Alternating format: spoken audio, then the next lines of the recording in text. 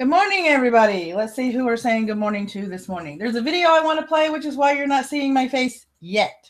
So we have a rhetorical entertainment in the live chat. We have a Futternut. We have a Panina. Hey, Panina. We have a Sir Wolfie, a Jason Braziel, a Doubting Tommy. Hi, Amanda. How you doing? So we're going to start off with a video, which is an update to the situation in Las Vegas, and we're going to go in from there. But there is some good news. The GoFundMe for the Las Vegas Victim Fund is almost to its $3.5 million goal. So way to go, everybody. Morning, Fed. Morning, Aposmatic. That's right. We've almost got it to its $3.5 million goal. So please, the link is in the description. The link is in the description. Tweet it out. Retweet it if you see it. These people need all the help they can get this morning. I figured I would start with this because it is a little bit of good news and a little bit of shining ray of hope in such a dismal, turn of event over there in Las Vegas. Let me see. As of the briefing, let's get right into that. Assistant Sheriff Todd Pasula from Las Vegas Metropolitan Police Department. I'd like to update you on the ongoing incident that our officers are working on in the Las Vegas Strip, which happened less than 24 hours ago. We'd like to update you on some key elements of the investigation. The Las Vegas Metropolitan Police Department is working on two fronts to process the crime scene and also investigate the motive of the shooter. Metro and its partners have executed a search warrant at the home of Stephen Craig Paddock in Mesquite, Nevada. Detectives are combing through evidence to uncover the motive behind the shooting and any other pertinent information that will help shed light on this horrible event. We have recovered 23 firearms at Mandalay Bay and 19 firearms at his home in Mesquite. I want to emphasize we believe Paddock is solely responsible for this heinous act. We are aware of the rumors outside of the media and also on social media that there was more than one assailant. We have no information or evidence to support that theory or that rumor. We believe there was only one shooter, and that was Stephen Paddock. We are doing a thorough investigation and only want to provide what is accurate to you. We will only give information that we have vetted and know to be true. I will not be speaking or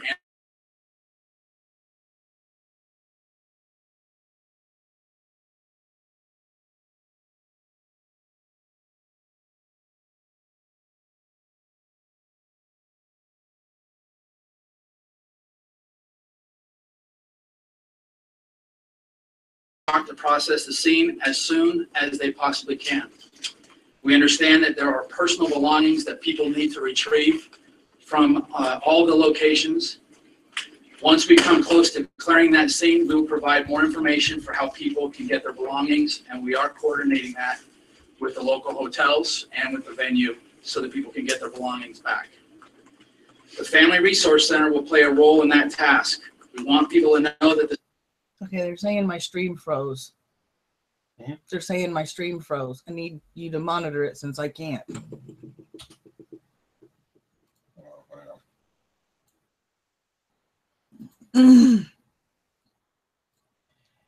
Jason Brazil, what qualifies as a stockpile of weapons? How does one acquire 42 weapons without a visit from the feds? Were all those? No, the weapons in the hotel room were illegal. The weapons at his home were actually legally purchased and registered. It started working again? All right, let's see if maybe it's an issue with the video, which wouldn't surprise me in the least. The center is up and running at the Las Vegas Convention Center, and we are asking families and friends who live in Las Vegas to physically go to that center, which is located at the Convention Center. Okay, all these links again, I'll be tweeting them out again. These are just the weapons that were found in the hotel room. Some were 223s and others were 308s. Some had scopes on some of them. 2 gun stocks were found, which could make the weapons fully automatic. None of the guns in the hotel room were obtained legally. So, for any of you wondering about that, that's what's going on. He further goes to state in his video that they had to actually stop blood donations because of the influx of people that were volunteering to give blood, and that they may have reopened it this morning or will be reopening it, well, by now, lunchtime their time. So there have been an outpouring of people willing to help, ready to help, and able to help. They're saying that if you want to send food, please don't send perishable items. They don't have a way to distribute it. The Red Cross is also going to set up a station there. And once I get information on the where for the Red Cross, I will be tweeting that out as well. You don't have to speak as loud. Sorry. Well, let me adjust the mic. All right, here we go. Let's see. What else do we have here? All right. He had a gambling habit that went into the tens of thousands. He was a high-stakes gambler. It wasn't odd to see him place $10,000 bets. Authorities have not determined at this time if the gambling was a motive because they can't determine from the records they're sifting through that have to be kept by casinos whether those were wins or losses. They're still combing through those records, by the way. Another particular rumor that's been floating around. He did kill himself before the police were able to breach the room. Some people say, FBI or a response team was there before and there was a shootout in the hotel room. That did not happen. That was a rumor. InfoWars yesterday was pushing that there was a link between him and ISIS. The police say there are no ties to any organizations of that type. There was a statement given by the FBI yesterday saying that as of yet, there is no link to him or from him to any known terror organizations or groups like Antifa. So that's another rumor quelled. There is a grainy video on YouTube, which could be him at an anti-Trump rally with a pussy hat on holding a sign. But seeing how it is grainy, some people still have to clear that up to get, a definite look as to who that was. Even though it does resemble him, like I said, it's really, really freaking grainy. Good morning, Batman. And hi, Hellbound. How are you? How can you shoot 59? If it's a rifle, they can make it. Wait. Hold on. Just for Batman. The return of man with hat. The return of man with hat. There was also a rumor that there was more than one shooter. Someone on Twitter today said they explained why it could have been misconstrued as more than one shooter because there are a lot of buildings around the area which the gunshots could have been bouncing off of echo-wise, which would have created a cacophony of sound of reverberations of the gunshots and the gun reports going off. But there was only one shooter. There is a voter registration card that has not been confirmed of him being a Democrat. I'm not going to lean either way or the other as to this was political. They still have not determined a definite motive. And until they do, I'm not even going to speculate. Not even going to speculate. Yeah, the people didn't know it was gunfire at first. Exactly, Jason. They were at a concert. They thought it was pyrotechnics. From other videos that I saw,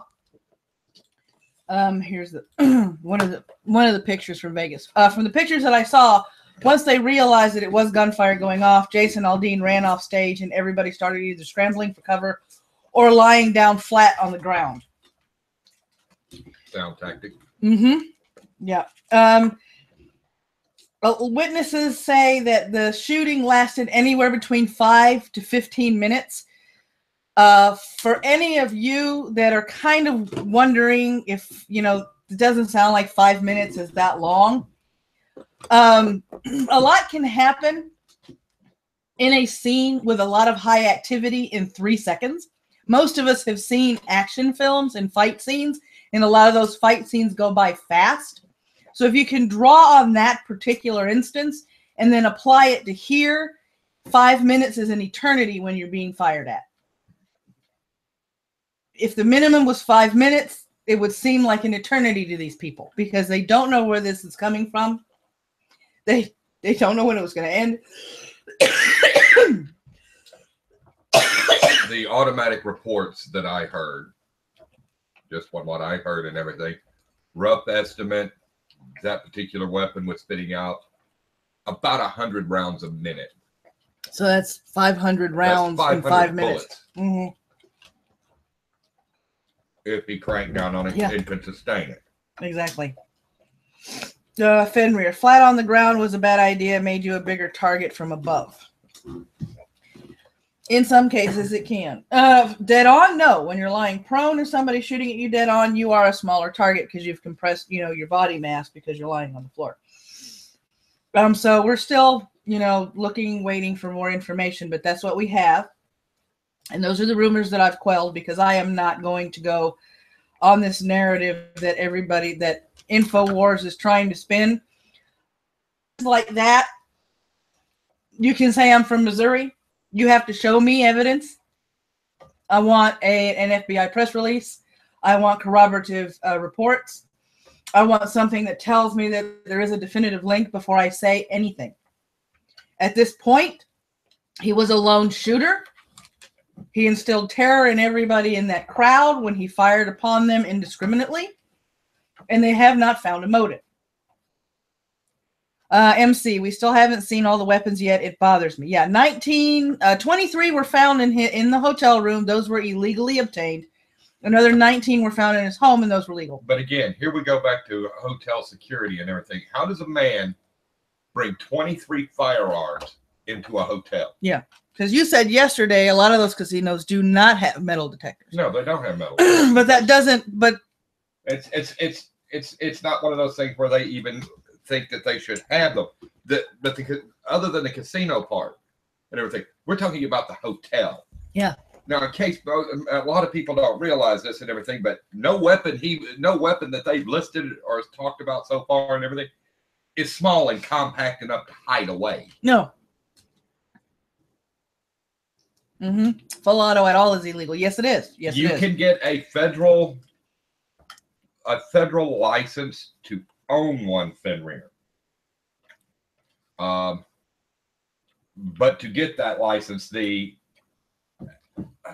don't matter if he had a week. How do you walk past all those hotel guests then with an AR-15? This is what I'm trying to figure out. Well, not only the guests, the security, because casino hotels have security. Security all over the place. Yeah, all over the place.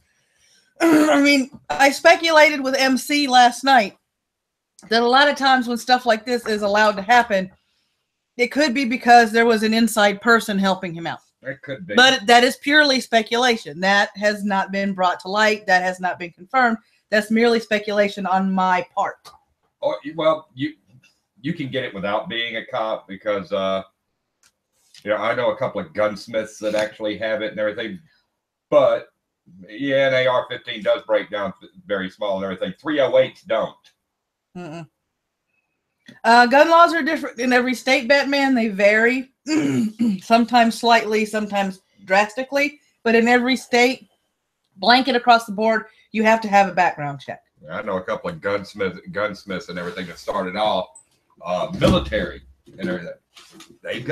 They can actually own fully auto. One of them actually does own a fully auto M60 and everything, but it's part of a collection. Right. So, I mean, he doesn't just go around and crank loose on it. Right. Okay, the next one here is in Canada. We're talking about Edmonton. The facts out of there today is 30-year-old Somali refugee Abdullahi Hassan Sharif has been charged with 5 counts of attempted murder, 5 counts dangerous driving, and 1 weapons charge. The terrorism charge is expected, but it's being held back. They're still investigating that angle to see if they can actually get it to stick, or if that was merely speculation to begin with. It is believed that he acted alone. Sharif acted alone. They believe that. And Sharif did enter Canada legally in 2012. So I'm still keeping an eye on that particular story. Let me see. And we've got that issue there. So we're keeping an eye on what's going on in Edmonton. And for those of you that have watched what happened on Sunday with Spain, Jason says some older hotels have other entrances aside from the lobby. A dedicated person could take advantage of late night trips. Most of those entrances, however, for security measures and everything, are locked down after a certain time and everything to force people to pass by the main desk. Without actually knowing the layout of their security measers, it's all speculation. Yeah. Butternut says that what happened in Edmonton is not fucking terrorism, just a fuck up. Yeah. So, yeah, that's why they say they're still investigating the terrorism angle to see if it sticks. So they are being cautious about throwing that word around, Futter. So we're still going to keep an eye on it. Catalonia, protests continue. All of us who were over the weekend keeping an eye on stuff realize that Catalonia brought a referendum to vote to make themselves independent from Spain because of everything that was going on and economic issues. It seems that Madrid and Barcelona take more in the economy from Catalonia than they give back to that particular region, and Catalonia had gotten tired of it, henceforth the referendum. The referendum was voted upon. Over 90% of the people voted for independence. However, Madrid is staunch in its view that it is not going to recognize that vote as legitimate, and they're not going to give Catalonia their independence. This has caused several protests in the region. I am going to be gathering information on this for either a full-length video on the history of this and how it started, because this didn't start on Sunday. This started back in 2014. Catalonia, this small region in Catalonia and Spain have been going at this since about 2014. So I'm going to delve a little bit deeper into that and give you a little more history on that story. That video should be out by the end of the week. I've got to do some research and make sure all my sources are sound on that. So that's what's going there. Let me see. The turnout was relatively low for the vote, which is another reason Spain is saying that they don't want to recognize it as a vote. The protest was due to the grave violation of rights and freedoms. That's another reason. The voter turnout was low and everything. Could that be because, you know, police were barring the way and firing rubber bullets at people? Yeah, probably. They were barring the way. They were actually shooting upon their own people that were trying to vote. Hi, Levi. Live evil, and instead of the other Levi, which is our Lord Cancer. They have been firing upon the crowd, trying to keep them from voting, and it seems that it may have worked because of the low turnout. But numbers suggest, I gotta fire this thing back up again. The actual turnout for the vote in Catalonia was 2.2 million people who voted on the referendum. So out of that 2.2 million, which was a low turnout, 90% want to be independent of Spain and make Catalonia its own country. So we're going to be keeping an eye on that as well. So we're keeping an eye on the North Korea situation. We're keeping an eye on Catalonia. And I'm also going to do, like I said, a full-length video on Catalonia. So what's going on in Spain? Now, the recommended videos this morning. Pick this back up. Open up my morning brew description.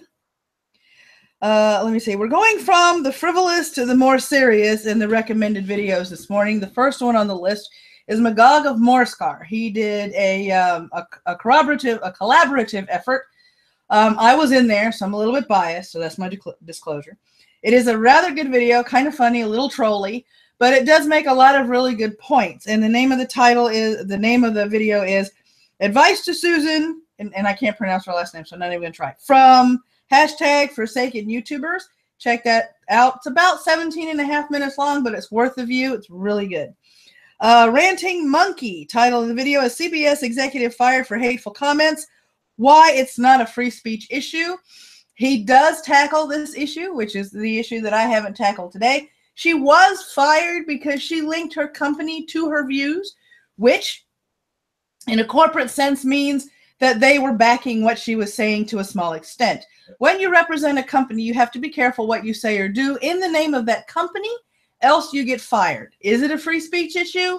I don't think so. I think it went against their company policy, and that is why they fired her. And that is what Ranting Monkey talks about in his video. Scribe Light gets on his soapbox with "There is no good reason." He talks about what happened in Las Vegas and why a reason may or may not be necessary. And also, Zephanorion has a video called Insanity. Zephanorion is a friend of mine and fellow YouTuber that was at Ground Zero when everything happened. He talks about the insanity of the event and how everybody needs to put political agendas aside. And he even gives you an insight as to what happened and what he witnessed while he was there.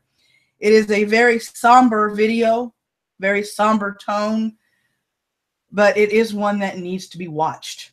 Morning, Doubting Tommy. How are you doing today? And Rhetorical said that he picked up 20 subs just because of the... Yay! You picked up 20 subs. Congrats, dude. Absolutely congratulations.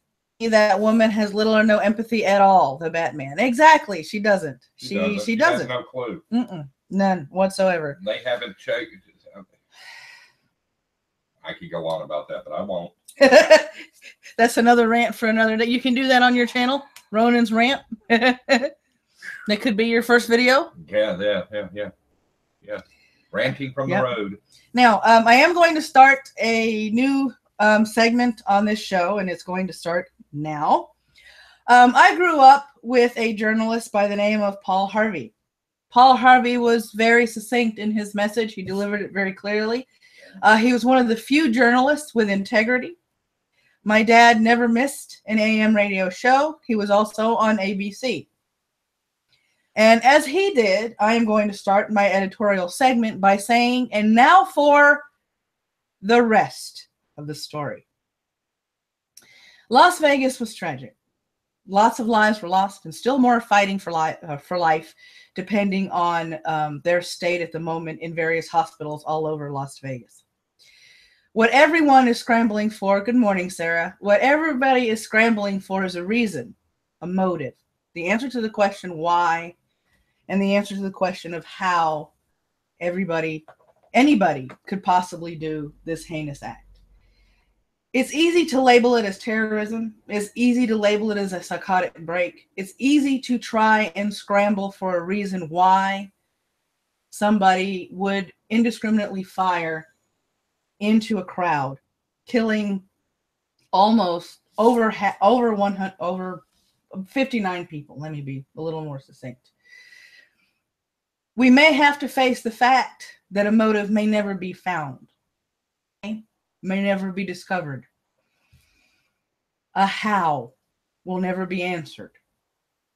And that, I think, is why a lot of people are desperately scrambling for a why or a how, because without a reason, it's a senseless act of violence. And that is the scariest type of violence of all. A random act of senseless violence is something none of us can ingest. We can't fully understand how someone for no reason can fire indiscriminately into a crowd. So, as human nature would suggest, we look for reasons, we look for motives, we look for that why desperately. And none is being found. We have to come to the conclusion that a why may never be found, which starts a different type of psychological and emotional journey for us all. How does one cope with a random act of violence with no why and no how could he do something like this? And that is the rest of my story on Las Vegas.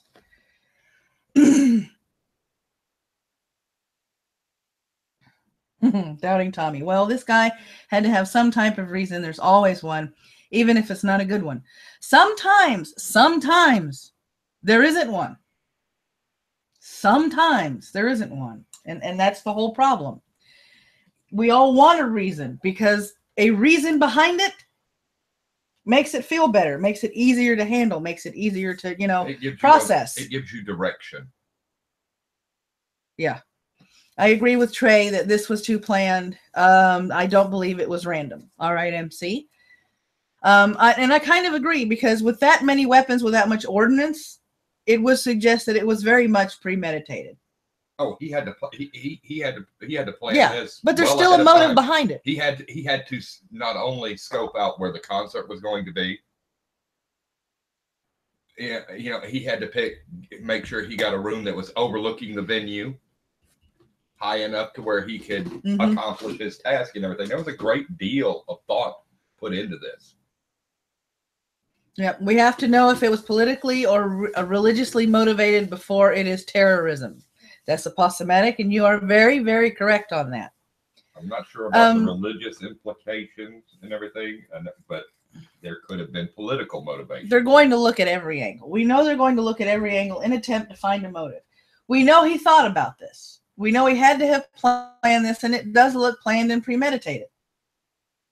Jason Breziel says infamy can be a motive. I completely agree with that. 15 minutes of fame. That's why if you guys have noticed, I've gone through almost a half an hour without saying his name. I'm not going to do that anymore.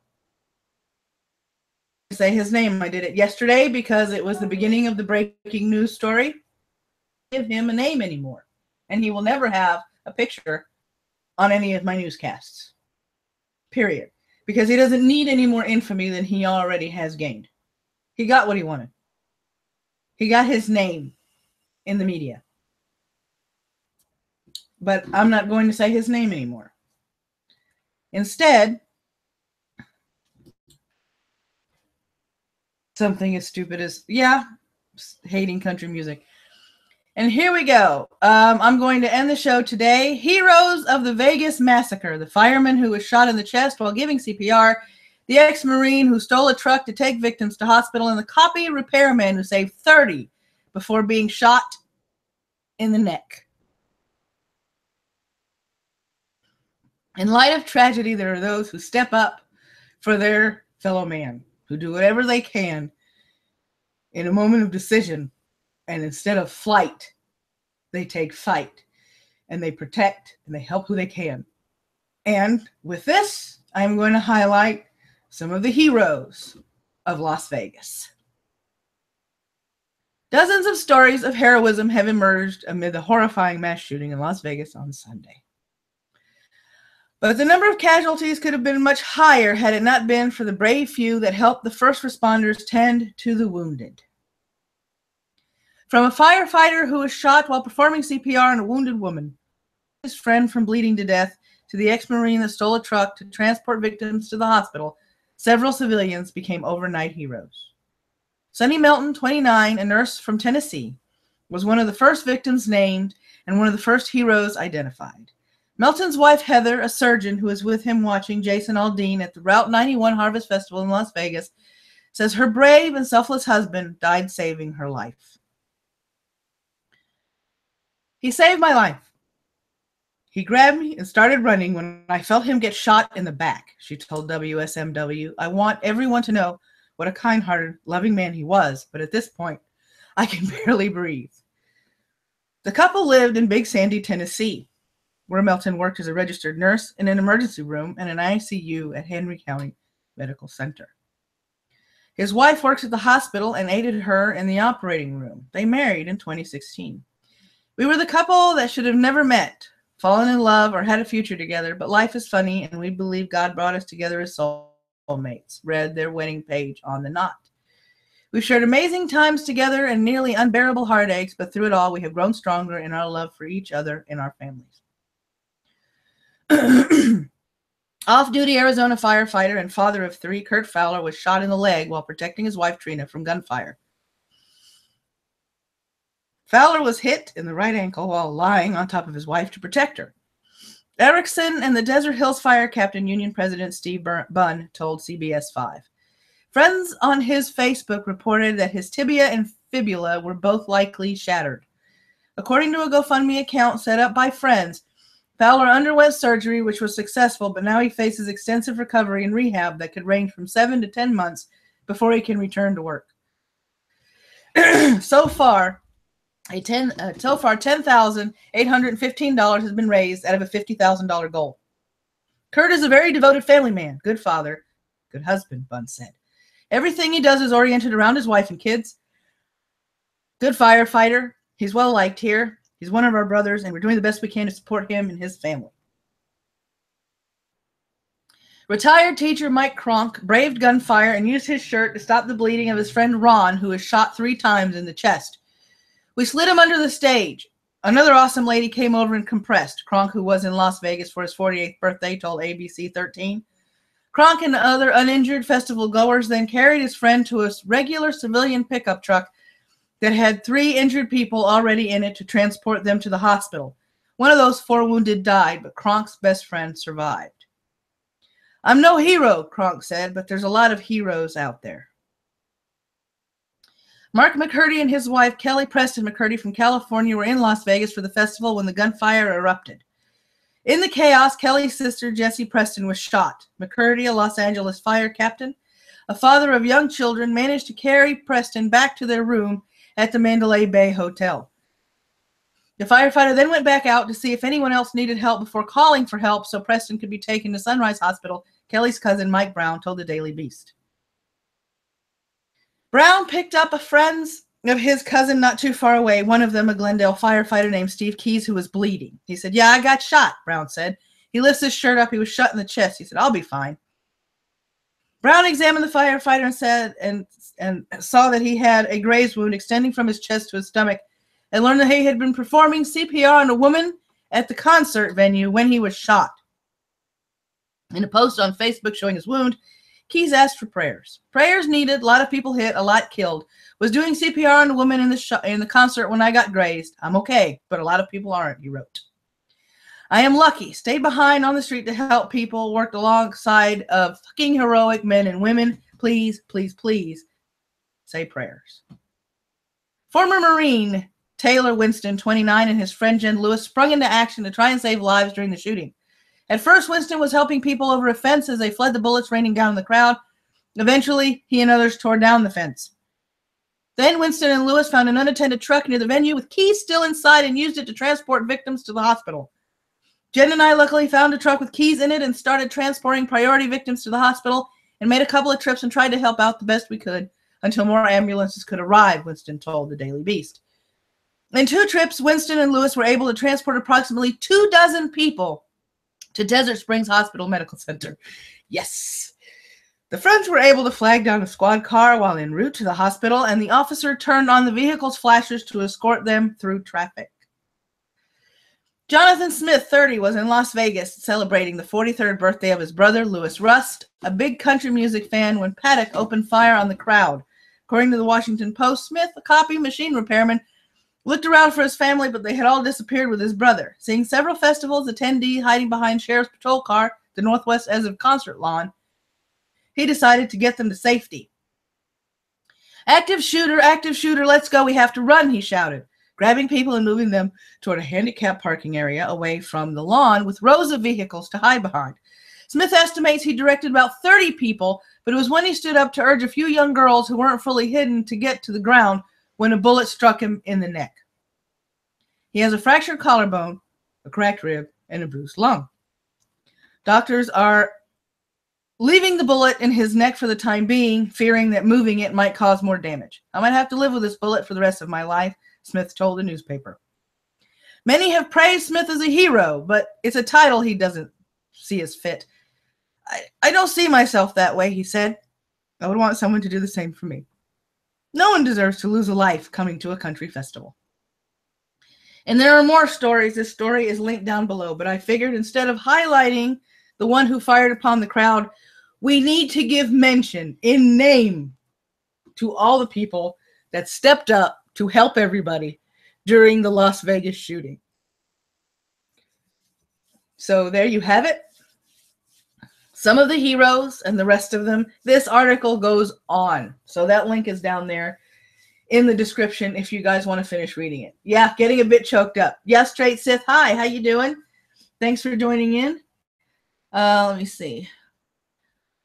You didn't make it. I've heard talk about this guy being a millionaire. Haven't seen confirmation though. He does own, the shooter did own lots of real estate, which he was making a lucrative business out of. He did manage a lot of properties. Yep. It's a tearjerker, but instead of remembering the gunfire and the chaos, let's remember the heroes. Let's remember the ones that stepped up to help, and not the one that caused the fear and the terror. Tonight on Panina Chan's channel, she has 2 live streams going up today. One is a Let's Play with, what's the name of that? Saturday Morning RPG. And the other one, I know Panina's probably still in the live chat. I hope so. She's got another one directly after that, and I can't remember the name of it. Let me see if I can open up my Discord to find out the name. She told me the name, but I can't remember because I'm brain farting. Let me do this and look for my Discord. It is nice to see people. I mean, in times of tragedy, people do step up. They do. And it's nice to see them stepping up. You know, and a lot of people will probably sit there and you know, protest, but oftentimes when you call a hero, they shrug the title because they don't see themselves as one. And I think that makes them even more of a hero in my opinion. But so y'all check out Panina Chan this evening. Her live streams are starting at 9. Today is Tuesday, so those are the only ones that I have to announce. So, unlike yesterday when we ended in a somber note, may your coffee ever flow, may your caffeine be ever strong.